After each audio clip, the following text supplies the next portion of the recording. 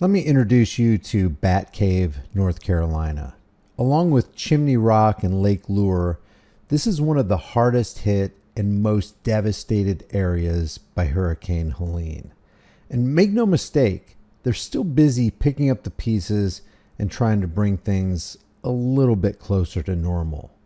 This is the Bat Cave post office, and across the street, many houses were washed away with the torrent when the rocky Broad River flooded its banks.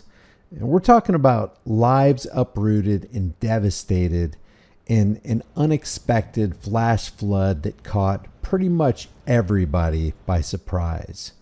Now, we decided to take a trip down to Bat Cave and Chimney Rock so you could have a close-up view of the devastation and hear from some of the folks who still need our help. Just a small jog down the road from the Bat Cave post office, you'll find a Touch in Time gift shop. It's across the road from the river, run by Candy and Lori. Now, we'll talk to Candy and hear about her experience during the Helene flood in a minute. But first, I want to give you an idea of just how devastating the normally very calm, very small Rocky Broad River became when Helene unleashed the flood that annihilated the area. This is what the Bat Cave post office looked like when we arrived after Helene. Now, keep in mind, this is about 3 weeks after.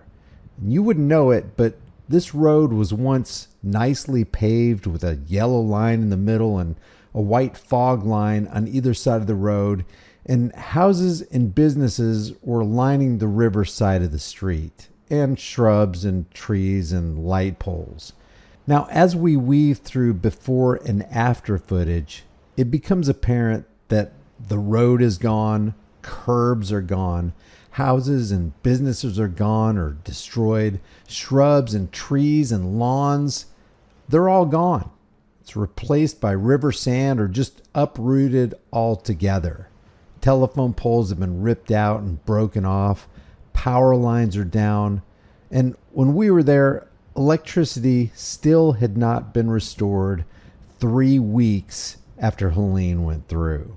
Now, if you want to take your time and take a 360-degree look around the Bat Cave Chimney Rock area, and I mean a 360-degree look that you can control by swiping your finger on your mobile phone or dragging your mouse on a desktop, I'll leave the links to the videos where you can have that immersive experience. It's pretty eye-opening. This is Candy, and this is Lori, and of course that's Trish, but this is where Candy and Lori live.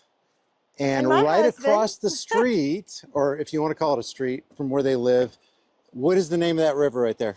That is a Rocky Broad River, and it's very broad now. Okay, and we're going to show you, this used to be a real estate building. We're going to show you what that looked like as the rain was coming down, and we're going to show you what that house looked like right there in the distance before it came down. But I want to talk to you guys, and we got Candy mic'd up right here. Candy, how long have you been living here? Since 1974. 1974. Could you kind of take us around and show us some This is stuff here? The house was built in 1902. It was Rockwood Inn. And we've run a gift shop for 37 years. In this house? Yes. Okay. The bottom floor is a gift shop. We live upstairs. And were you here the night that the deluge came? Yes, we were. Can you kind of take us through that? Pretty scary. Thankful to be alive. Did you guys a have lot any of devastation?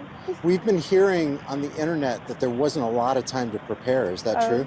No, and it's just you predict rain, but you know you don't never know what you're going to get. We got a lot of rain with Hurricane Fran. We got 17 inches, and this was at least doubled, at least. Right. We've seen it out of the riverbank below the house, but never ever in front of the house, and it just carried houses away. Right. Holy cow! This guy's. I mean. That's a real estate office. Wonderful folks. And nobody was in that real estate office at the time, right? It's called a real estate. Okay. And how it was built like Fort Knox. I'm surprised it came down. And we're going to look at the retaining wall that was behind it that was just completely gutted by the water. Yeah, so that much rain, 38 inches of rain is what I've heard. In what period of time? In just a short period of time. But we had rain 2 days before, which really swelled our creek banks up. But 6 inches of rain. But when you get a massive amount of rain like that, it does Right. great devastation. Now, they were your friends, right? Yeah, great. And they're okay. Yeah, they're all okay. They live in Forest City, most of them. And how about really good folks? How about the people who own the house with the green roof? Did you know them as well? Though that house is new and it was way up, probably at least 60 feet it came down. But what? Right beside this real estate office was a cute little A-frame that's been there for, I know, 60 years at least. And it disappeared in like less than 10 seconds. Wow. It lifted off the foundation and just spun around and imploded. Were you guys a pretty close-knit community here? We are. I mean, there's some great folks here. The community is really, they've always been there, but. And everybody made it out alive, right? I don't know. You don't know? I don't know. Are there some people that you know that are missing still? There's a lot of people we haven't heard from, but we don't know what happened to them. I know you're crying. I'm sorry. I'm sorry. It is tragic. Yep. Looks like a war zone. You guys are fine. We're fine. Your sister's fine. Everybody's fine up here. Did it do We're any? actually apple farmers. We farm in Edneyville. Really? We farm 120 acres of apples. And what's the name of your business? Lewis Creek Farms. It's in Edneyville. Okay. Great apple community. A lot of apple farmers. And what is the name of the business that you run out of your house? A Touch in Time. A Touch in Time. Okay. And was there any damage sustained to your house? Quite a bit. We had rain where it just blew in sideways, blew our windows out, slammed the doors inside the house from the air. So a lot of wind, a lot of rain. A lot of wind, trees snapping. And these are, rain. I'm assuming from the look at it, these windows are from back in 1902, aren't they? They are. They're the blown glass. Yeah. Really still overwhelming. You Yeah. don't know where to pick up the pieces from. We're going to take a look around. What I would like to do, Candy and Lori, is if we can get a GoFundMe from you, and I know you said your son is setting one up. If we can set one up and maybe... He's setting one up for the community. He did one for the community, which he plans to... We have a lot of the apple growers came and cut a road for about 4 miles and some great help. Linda Odom Pryor was amazing. Ethan Fowler was one of them. He ran an excavator. And they cut the path for, I guess, 2 full days to get here to us. Wow. 4 miles down the road. It was like cutting through a jungle. And it was kind of sight unseen because they couldn't communicate with you, right? They couldn't communicate. Everything was SOS. You could not call out. Nobody could receive a text. Yeah. I got a phone call at 3 o'clock in the morning from my sister in Florida, and she could text me. But my children couldn't 6 miles from here. Wow. So me and my husband were here, and Lori was here with us. She's taking care of my mother-in-law. It's just a lot. So for the most part, all the road clearing and the tree cutting was done by community members. Just people rallying together, getting the job done. Batcave Fire Department. I mean, just some wonderful folks. We did 64. Another group did 74 and 9.